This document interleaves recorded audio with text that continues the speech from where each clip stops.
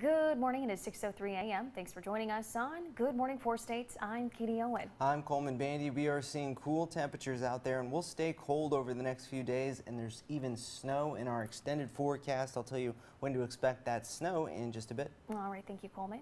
Well, hundreds of bills are already piling up as Missouri lawmakers start to get ready for the 2019 legislative session. Action 12's Gretchen Bolander tells us more about some of those issues sponsored locally and which issues may be priorities next year.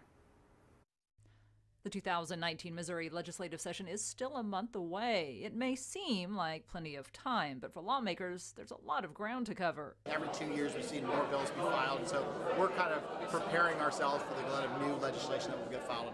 Bill pre-filing started Monday, and there are already more than 300 on the list.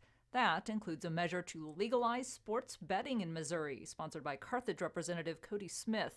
He also has another measure which would eliminate minimum sentencing requirements for nonviolent offenders. Meanwhile, Senator-elect Bill White of Joplin is focusing on the courtroom, proposing changes like creating a higher standard for imposing punitive damages in a case. The physician that cut down the cancer treatment by watering it down in Kansas City. That's the type of thing that punitive damages are designed for. He's also interested in measures proposed by others in the legislature, including extending term limits to even more statewide elected officials. And Lieutenant Governor. Why don't we have term limits for Lieutenant Governor? We have term limits for the Governor. Attorney General we don't have term limits for. We have term limits for the Treasurer. The Missouri legislature will start the 2019 session on January 9th. Reporting in Joplin, I'm Gretchen Bolander, Action 12 News. You're never too young to take up a healthy activity. Well, that's the goal of a donation given to the Joplin Family Y. Members of a group called Active Lifestyle Events presented a check to the Joplin Family Y for $2,500. Active Lifestyle is the organization that puts on the annual Joplin Memorial Run. And members of that group donated money from last year's run for the purpose of encouraging kids to take up a sport they can take part in for most of their lives. Can't think of a better organization and a better fit for that than a running program at the Joplin Family Y, and getting these kids acclimated and familiar with running and giving them a chance to train and be able to do something that perhaps they'd never even considered or thought they could do. The donation will fund an 8-week summer running program for kids ages 5 to 12 and will include a 1-mile fun run. Community support leads to every grave at Fort Scott's National Cemetery having a wreath for the first time ever. A total of 5,960 wreaths have been provided for the graves.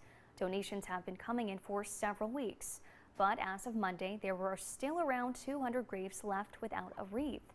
As the cutoff time approached, enough donations came in to push them over the mark. And each grave will now have a wreath honoring the sacrifices made by our nation's servicemen and women. Santa at the Beach is the winning theme in a window decorating contest in Carthage.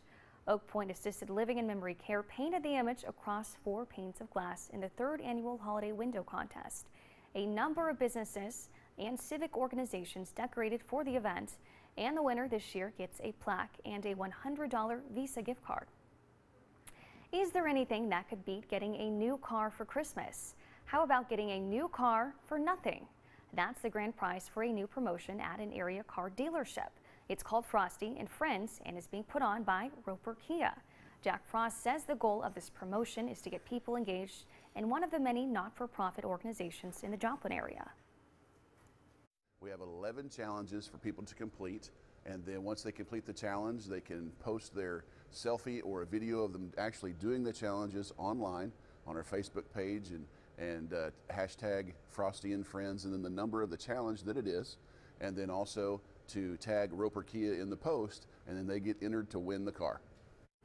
The contest ends when the name of the winner is pulled out of a hat on December 22nd. And now let's go to Coleman Bandy with today's Fastcast. All right, Coleman, tell us those temps today. Well, it's chilly out there right now. Those temperatures are in the mid to upper 20s throughout the 4 states, and we'll stay cool throughout much of our morning. Thankfully, this afternoon